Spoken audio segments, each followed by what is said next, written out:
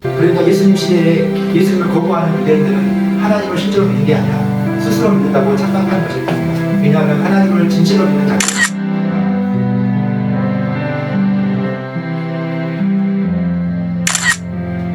그런데 여기서 우리는 아주 의아한 일이 벌어지는 것을 알 수 있습니다. 이렇게 예수님이 세 가지 방식으로 자신을 믿어야 할 대상이 된다는 사실을 증언했음에도 불구하고 유대인들은 예수님을 믿지 않은 것입니다.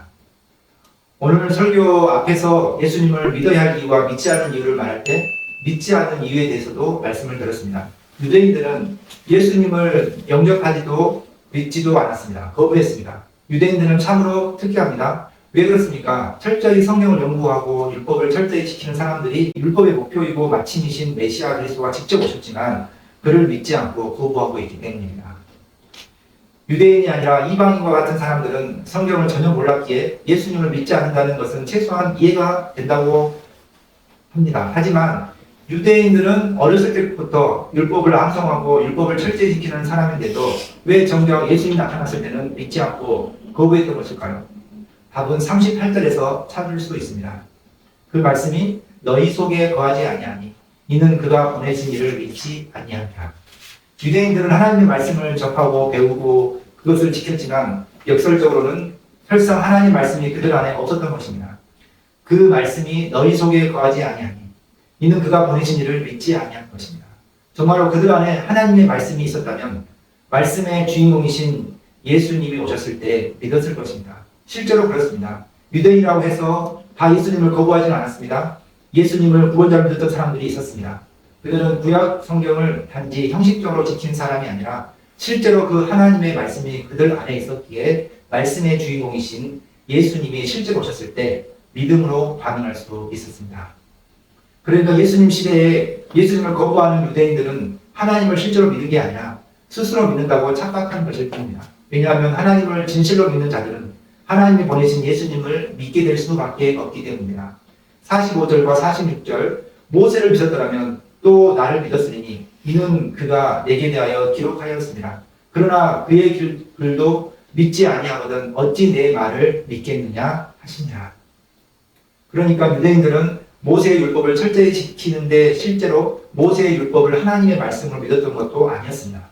모세는 율법을 통해서 그리스도를 증거했는데 막상 그 증거가 된 그리스도를 믿지 않는다는 것은 유대인들이 모세의 글도 하나님의 말씀으로 믿었던 것도 아니라는 것입니다. 유대인들은 스스로 신앙을 가졌다고 생각하지만 실상은 불신앙하고 있었던 것입니다. 그런 증거 중에 하나가 44절에 나와 있습니다. 너희가 서로 영광을 취하고 유일하신 하나님께로부터 오는 영광은 구하지 아니하니 어찌 나를 믿을 수 있느냐. 이들은 율법을 형식적으로 지켰습니다. 그리고 그것의 결과는 자기 영광을 구하는 것으로 표출되었습니다.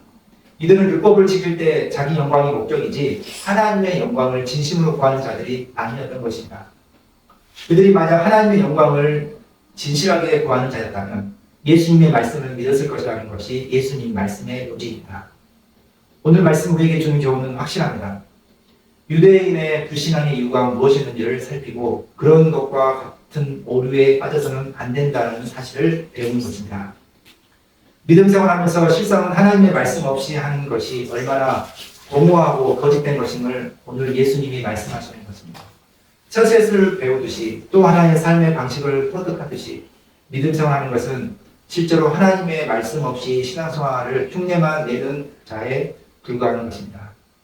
유대인들은 겉으로 봤을 때는 굉장히 종교적이고 율법에 철저하게 보이는데 실상은 껍데기였습니다. 내면에 말씀이 없었습니다. 그러니까 말씀 자체이신 예수님이 나타나도 거부하고 싫어했던 것입니다. 진리가 없기에 진리를 싫어하는 것입니다. 여러분 우리 자신을 살펴봅시다. 신앙의 연수보다 중요한 것은 과연 내 안에 주의 말씀이 있느냐, 그 말씀이 머물고 있느냐입니다. 주의 말씀이 있으면 주를 영접합니다. 하나님의 말씀 없이도 얼마든지 그럴듯하게 믿음 생활할 수 있습니다. 남도 속이고 자기도 속일 수 있습니다. 하지만 하나님은 속이지 못합니다. 말씀이 생명입니다. 주의 말씀이 거하는 자가 되어야 합니다.